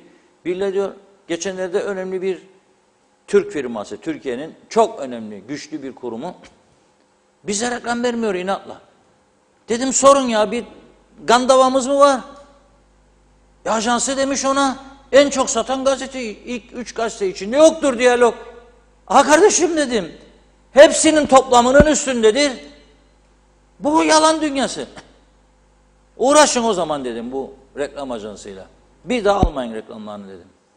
O şirkete de, o kuruma da bildirin dedim. Bildirdiler. Gazete bayisi de veremiyor rakamları. Korkar, baskı var gazete bayisinde. Veremiyor. Veremem diyor rakamları. Bütün dünyada verirler. Hayır vermezseniz bu yalan dünyasının parçası olduk biz de.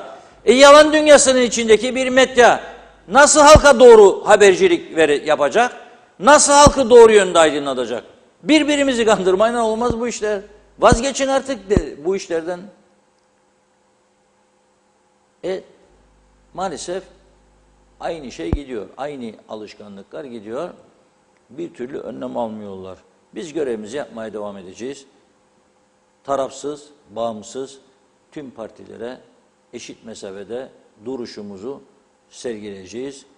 Haberlerimizi teyit ederek yayınlayacağız. Zaman zaman yanlışlarımız olur mu? Olur. Mesela fotoğraf yanlışı.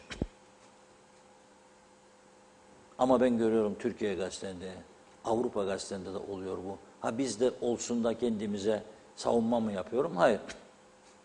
Ama özellikle fotoğraf zaman zaman oluyor. Bunun sebebi de söyleyeyim size, çoğu zaman nedir bilir misiniz? Özellikle gece çalışan ekiplerin çoğu yabancı. Yani Kıbrıs yabancısı. Yok. Kimse gece çalışmak istemez.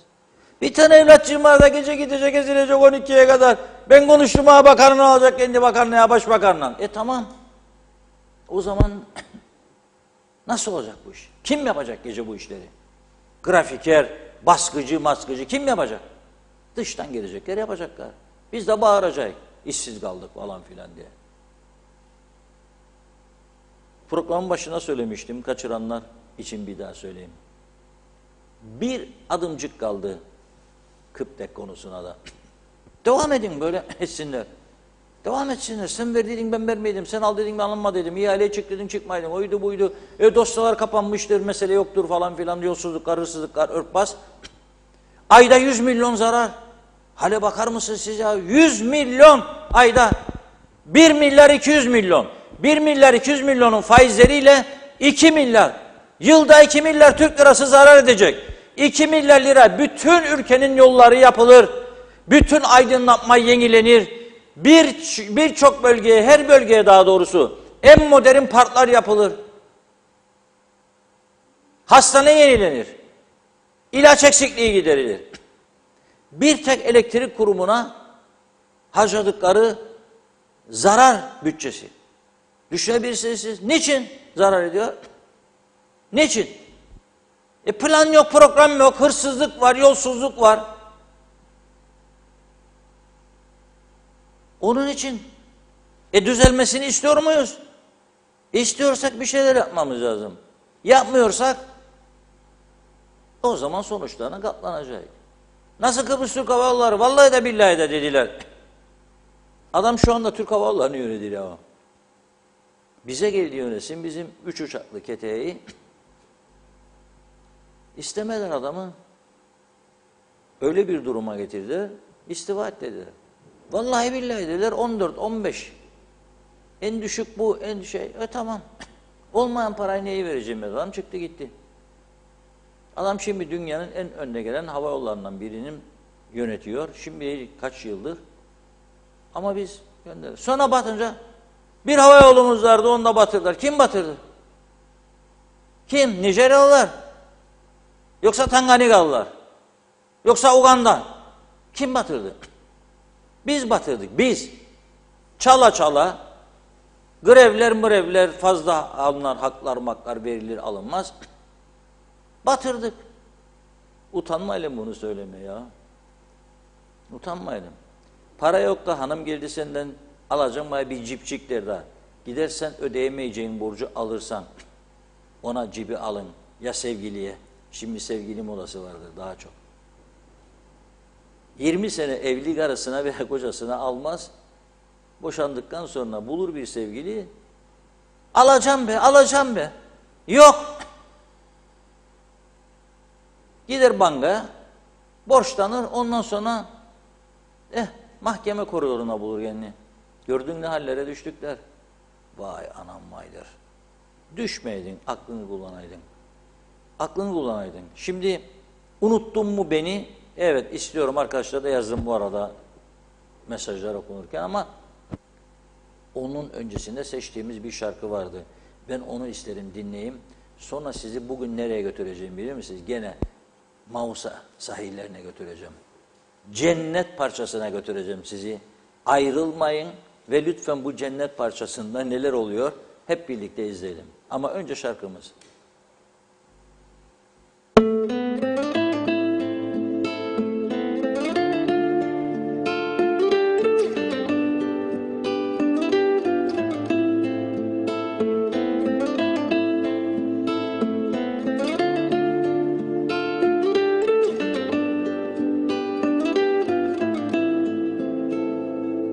Unuttun mu beni,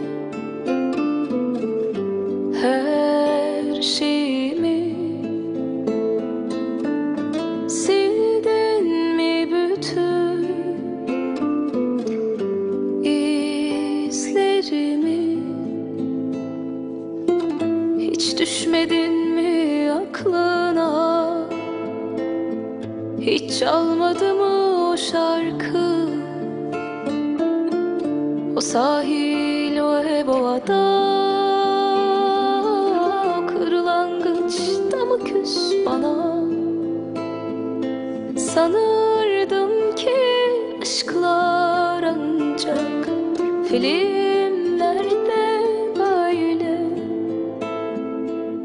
Ben hala dolaşıyorum avare, hani görsen en iyi konu divane. Ne yaptıysam olmadı, ne çare.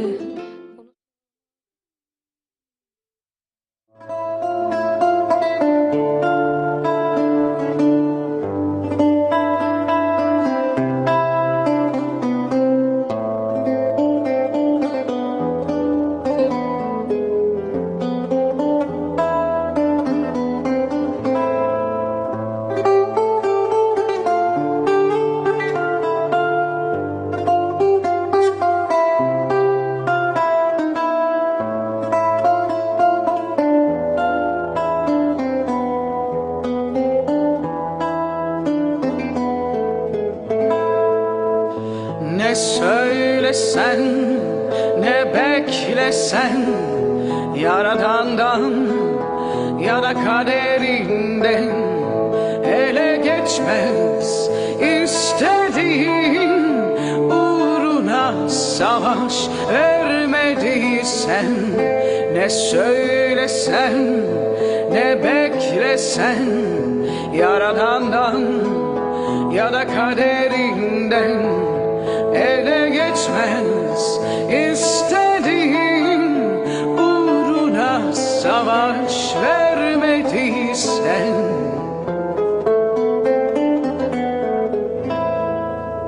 sanki seni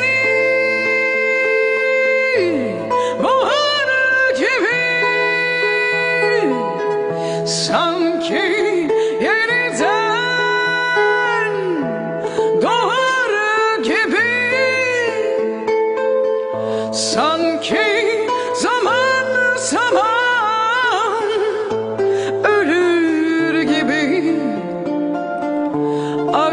acısını, çilesini çekmediysen,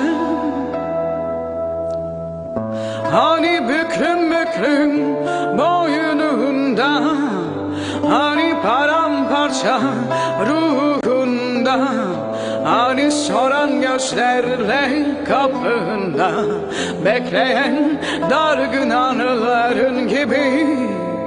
Hani büklüm büklüm boynunda, hani paramparça ruhunda, hani soran gözlerle kapında bekleyen dargın anıların gibi.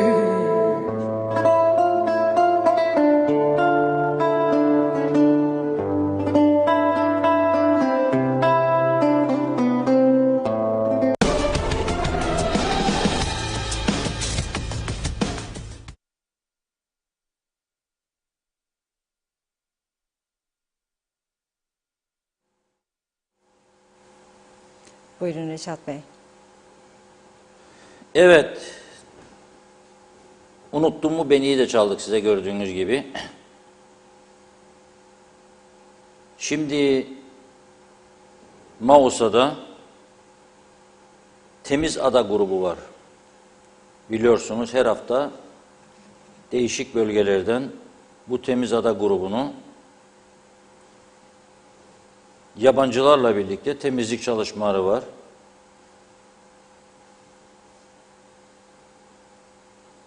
Şimdi ikincisini de gönderdim. Yani bir tane birinciyi gönderdim, bir tane ikinciyi gönderdim. Birinci başlıyor, ikinci başlıyor. Bir dakika.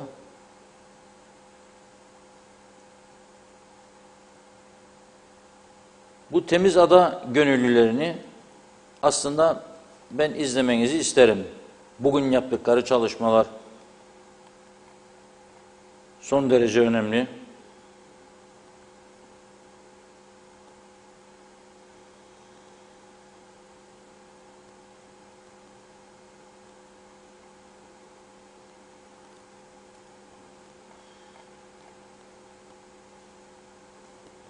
Şimdi ne yapıyoruz biz? Piknik yerlerine gidiyoruz. Deniz kenarlarına gidiyoruz. Piknik yapıyoruz. Yiyip içiyoruz, mangallar falan filan yakılıyor. Ondan sonra keyif yaptıktan sonra kalanları, şişeleri, yemek artıklarını, çöpleri, her şeyi orada bırakıp bana ne be deyip gidiyoruz. Öyle mi? Sonra en ufak bir şey olsa, en ufak bir şey bağırıyoruz. Peşkeş çektiler buraları, peşkeş. Yani alıp yatırım yaparsa oraya, güzellikleri yaratırsa peşkeş olur. Nasıl olsun? Bizim olsun. Sahip çık. Ona da sahip çıkmıyorsun. Nereden bu kadar pislik buluyor bu insanlar da temizliyor? Ülkemize güzel olduğu için havası falan filan diye gelen yabancılar bizim kirlettiğimiz yerleri gidip temizliyorlar. Ve biz mahcup olmuyoruz hala da. Ve hiç kimse de kılını oynatmıyor önlem almak konusunda. Hiç kimse de bunun cezasını artırmayı düşünmüyor. Ceza vereceksin kardeşim. Denetleyeceksin, basacaksın cezayı. Bu ilk videoyu izleyelim bugün. Bugün yine bölgemizde, değişik bir bölgede, işte görmüş olduğunuz Marinano dediğimiz bir yerde, bakın pislikler içinde yine aynı şekilde yenilip içilip atılıyor ve burası çok perişan bir halde. Yani göstermekten dahi utanıyorum. Yenilip içiliyor ama maalesef alıp gidilmiyor. Yine buralara atılıyor. Bakın ne kadar şey çok kötü. İşte geçen hafta Seaside Oteli olduğu bölgeyi yapmıştık. Ve burayı da çok zaman değil, yani belki 3 ay önce yine yapmıştık. Ama sanki de yine burada harp meydanı gibi yenilip içildi, atıldı. Ben tabii Sayın Reşat Akara TV 2020'ye ve ekibine de teşekkür etmek istiyorum. Onlar da bizler gibi duyarlı ve bunları vurguluyorlar. Seaside Otel'in olduğu gibi burası da atıl bir vaziyette. Niçin ilgilenmiyor veya bu tip yerlere niye farklı bir görüşler yapılmıyor? Böyle atıl vaziyette kalıyor ve farklı şekillerde kullanıyor. İşte haftaya da Park Otel dediğimiz eski Park Oteli planladık. Orası da çok kötü. Orası da yine bunlar gibi atıl bir yer.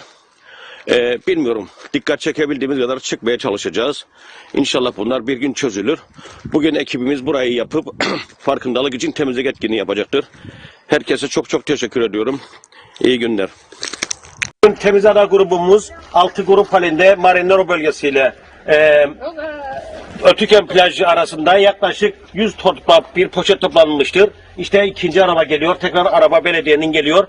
Onun için arkadaşlar lütfen ben Kastamonu Çaylı olarak hepinize rica ediyorum Temiz Ada grubu adına lütfen yerlere çöp atmayınız. Arkadaşlar da kendi dilinde herkes küçük bir şey söyleyecektir. Teşekkür ediyorum.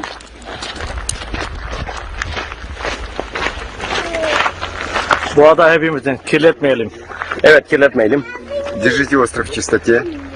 Да, но соблюдайте чистоту. За чистый остров. Temiz Ada forever. Не бросайте мусор, где попало. Artık çöp atmayın. Temiz Ada. Да. Пусть будет чисто. Берегите остров. Берегите нашу природу. Сохраним наш остров в чистоте. Да здравствует Temiz Ada, ура! Temiz Ada.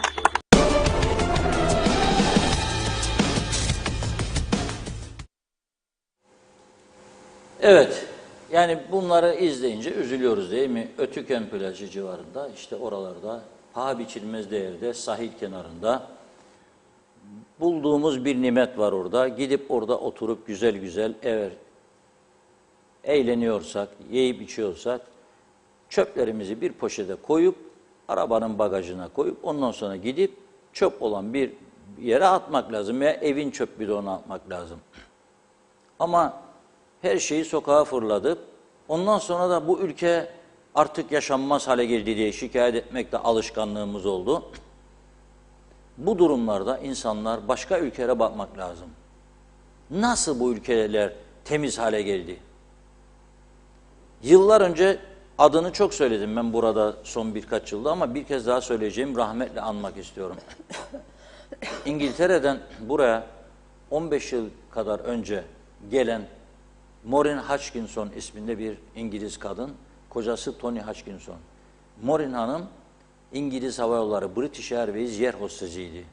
Oradan erken emekli çıkmıştı. Eşi Tony polis emeklisiydi. Hisarköy'e yerleştiler. Bu insanlar Kıbrıs'ta doğal orkide olduğunu ortaya çıkaran insanlardır. Orkideleri yok etmek isteyen, o bölgeleri betonlaştırmak isteyenlere karşı mücadele vermiş insanlardı. Kuzey Kıbrıs turizmine hizmet etmek için çalıştılar. Çok uğraştılar. Çok çalıştılar bu insanlar. Ve bu insanlar orkide yürüyüşü düzenlerlerdi. Ne zaman? Mart başında başlayıp Mayıs sonu bitirirlerdi. Mart, Nisan, Mayıs 3 ay. Her sene, her yıl 31 Aralık günü uçakla Londra'ya giderler. 3 gün kalır ailelerini görürler. 3 gün sonra Yeni Zelanda'ya giderlerdi son 4-5 yıl. Maureen Hanım'ı erken kaybettik. Bir anda o amansız hastalığa yakalanıp gitti. Allah rahmet eylesin. Bana derdi döndüğünde, Reşat derdi, tam senin yaşayacağın yer Yeni Zelanda. Hiçbir şey yok. Bir çöp yok. Yerlerde derdi. Ve üzülürdü Kıbrıs'ın durumuna. Şimdi söylüyorum, çok ağır cezalar koydular bütün dünya ülkeleri. Singapur, ister ki hani Maraş'ı açacakla Singapur yapalım.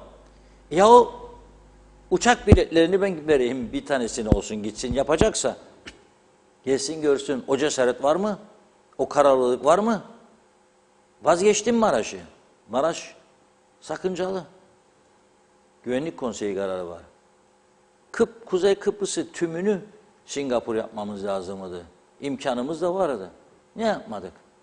Yapamayız çünkü cesaret ister. Partizanlıktan uzak bir yönetim anlayışı ister. Yapamayız biz. Orada ilk dönemlerde öyle ağır cezalar varmış. Para dışında ağır cezalar. Şeriat kanunları gibi kanunlar çıkardılar. Çünkü çok ciddi hırsızlıklar varmış. Hırsızlara karşı. Ve pisliğe karşı. Sonra ne oldu? Şu anda dünyanın en güvenilir ülkesi oldu. Cep telefonu unuttum ben bir kafede. Yarım saat sonra gittikten yarım saat sonra döndüm. Aynı masanın üzerinde cep telefonumu buldum. Singapur'dan bahsederim. Sen burada dün bahsettim. Önümde vidanjör gider, çekti boşalttı kuyuyu. Dışkılar döküle gider yollara. Bunu temizleyecek bir karayolları da yok. Çünkü neden yapıyor adam bunu? Cezası yok. Çünkü onun iznini iptal edecek bir cesaretli yönetim yok. İznini iptal et bak göresin bakalım bir de yapar mı? Kes ağır cezayı bakalım yapar mı? Doldurur kamyonu çakıl kum gider. Bakarsın kamyonun üstünde de inşaat şirketinin adı da var. Üstünü örtmeye ihtiyacı hissetmez. Döke saça gider. Ne olur? Nedir bu? Doktorlar uyarıyor. Kanser hastası patlamış durumda memleket. O toprak yayılır, rüzgardan falan senin arabanın camı açıksa içeri girer. Geçtiği bölgelerde evlerin içine girer. Çocuklar bunu yutar. Nasıl bir ülke? Ne yapmak lazım? Ağır ceza lazım. Caydırıcı ceza lazım. Bunun amanı kitabı yoktur. Caydırıcı ceza lazım. Ama yerel seçimler var şimdi. Tartışmaların içerisinde duyarsanız ki cezalar artırılacak diyen bir kişi gelin alnınızdan öpeceğim sizi. Duyarsanız oy kaybedeceğini düşünür çünkü bırakma şimdi cezalar artıracak diyecek de oy vermesinler bize derler. O zaman niye aday oluyorsun? Soyunuyorsun. Evet ondan son mesajlar Hemen ve gidelim uyuyalım. hızlıca hale şey halim iyi yayınlar dilemiş. Bakalım Muhittin Yangın da diyor ki Reşat Bey yıllardır bu memlekette eksiklikleri, yanlışları anlatıyorsunuz. Sabrınıza, enerjinize helal olsun diyor. Ne yazık ki değişen bir şey yok. Anlamıyorlar. Çok üzgünüm. Eski Türk filmlerinin sonunda yazdığı gibi son demişti. Mehmet İnancı teşekkür etti. Müsteyde Sönmez Çiftseven, ben devlet hastanesinde her gidişimde hiç ilaçlarımı alamıyorum. Çok kötü de rahatsızlık geçirmeme rağmen çok geçmiş olsun. Yine de diyor doktorlara güzel neyinden bir şeyden ve acilde defalarca da yatmama rağmen yine de ilaçlarımı alamıyorum. Epilepsi hastasıyım, Sağlık Bakanı'na gidiyorum.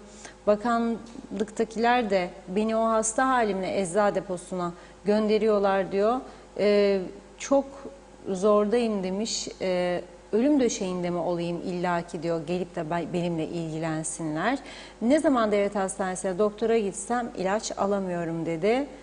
Evet, Mehmet İnancı, akıllı insanlar 3 kuruşa kendilerini aldatırlar Reşat Bey. Bu mesleği ben de yaptım, çok iyi anlıyorum sizi. Dediklerinize kocaman imzamı atarım demiş. Osman Mene iyi akşamlar diliyor. Ömer Bozkara Vezirler, evet Uganda Cumhurbaşkanı batırdı dedi. Salih Mullalı, insanlar bu seçimlerle kandırılmaktan bıktı, usandı. Artık kötünün en iyisini seçmeye hiç de niyeti olmasa da bu adaletsizlikten ve hizmet alamamanın getirdiği baskıyla belki bir kurtuluş yolu vardır düşüncesiyle avunarak diyor son bir şans belki diye umutlanacaktır. Evet, Mehmet Arabacıoğlu bizden lokmacı veya şamşici olur demiş. Kemal Osman Ceyhanlı, şarkılar çok güzel dedi Nazime Nalbant'ta. Necdet Mavi Gözlü de yarın buluşmak dileğiyle. Evet, Oytun Andaş, layık değiliz, mutlu geceler, iyi yayınlar diliyor. Özal Kerem, tüm kalbimle yayınlarınızı izliyor ve tebrik ediyorum Reşat Bey. Girnemizde bu kirliliği hak etmiyor, yeni vizyon gerekiyor. Özel Hacı Eyüp, kaç tane piknik alanımız var? Turizm ve Çevre Bakanı gezmelerde demiş. Ömer Bozkara Vezirler, bizimkilere makam para vermemiz yeterlidir. Utanmaz bir toplumuz demiş. Kerime Doğal, ellerine sağlık dedi Kerimem. Evet, tabii o da utandım diyor. Sayar Aker, bu dobra dobra gündem özel yayınınız meşhur oldu. Dünya Türkleri sizi seyrediyor. Acı gerçekleri görüyor. Mehmet Arabacıoğlu, yazıklar olsun demiş. Seval Uğur, neyimizde hayır var diyor. Dilara Kortu, çöp atan eller diyorum. Köpek yattığı yerden belli olur. Salih Mullalı, hizmet etmek için başkan olmak isteyenler kendine hiçbir birikimi olmadan aday oluyor. Çünkü maksat kariyer sahibi olmak demiş, hizmet etmek, çalışmak değil diyor. Mustafa Deveci de Türkiye'de çöp atanların parmak izlerini alıyorlar üzerinden ve onlara ceza yazıyorlar. Bizde neden olmasın dedi. Şenol Tatlıcıoğlu da yetişti sona. İyi yayınlar diliyor. Doğan Falyalı elektrik gitti gezmeye, o da piknik yapar demiş. Mustafa Deveci her gün İskeleboğaz'dan Lefkoşa'ya işe gidiyorum. Saat 7 ve 8 arasında tanker, kamyonlar, tırlar gidip gidiyor. Hiçbir polis de yok demiş. Yola alışmışlar pardon her gün dedi. Aynı şekilde vidanjör de gübreleme, buğurlama yapabilme özelliği var diyor. Mustafa Deveci özel şahıslar depolarına ilaç getirebiliyor ama koskoca devlet ilaç getiremiyor. Yazıklar olsun dedi. Son 2 mesaj. Hüseyin Kani köpek kedi bile yattığı yerlere pisliğini bırakmaz demiş. Çok ağır konuştu. Evet, cezaların artması lazım. Sağ olun Reşat Bey diyor. Müsteyde Sönmez Çift Seven de sizlerden de Allah razı olsun demiş. Hayırlı yayınlar dilerim. Çok teşekkür ederim diyor. Esas biz teşekkür ederiz. Buyurun Reşat Bey, son sizin eklemek istediğiniz. Evet, çok teşekkür ediyoruz güzel mesajlar için. Özelden gelen bir de mesaj var. Ta nereden? Finlandiya'dan. Cemal arkadaşımız yazıyor. Diyor ki burada diyor Finlandiya'da yani etler mühürlü, kesim tarihi üzerinde, ayrıca diyor kıymanın diyor yağ oranına kadar diyor yazar diyor. İçinde ne kadar yağ oranı var. Neden diyor bunu yaparlar diyor. Çünkü diyor devlettir diyor. AB üyesidir diyor. Evet. Devlettir, AB üyesidir. Tabii insan sağlığına önem verilmektedir. İnsan sağlığına önem verirseniz AB üyesi olmasanız da yaparsınız bunu. Yani bizde zor mu? Eskiden mühürsüz hayvan satışı yasaktı Kıbrıs'ta. 50 yıl, 40 yıl öncesinde mühürsüz hayvan mı vardı Kıbrıs'ta? 30 yıl öncesinde mühürsüz hayvan mı vardı? Son 30 yıldan bu yana uçtuk her konuda olduğu gibi. Hayvanlar konusunda da uçtuk. Bugün Lefkoşa Gazi Mausa ana yolu Çukurova kavşağında bir kaza meydana geldi. Saat 3 raddelerinde. Önce bir can kaybı diye gelmişti bilgi. Fakat şimdi yeni bilgisi geldi önümüze arkadaşlarımızdan. 2 kişi yaralanmış. Can kaybının olmaması sevindirici. Aman dikkat, yağışlı havalarda hele arabaya gaza basıp gidecek 1 dakika önce diye dikkat edelim. Evet, çok teşekkür ediyoruz. Yarın inşallah yeniden birlikte olacağız. Biz de size teşekkür ediyoruz değerli yorumlarınız için ve evet sevgili izleyenler, programımızı burada noktalıyoruz. Güzel bir akşam diliyorum. Yeniden görüşünceye dek hoşça kalın.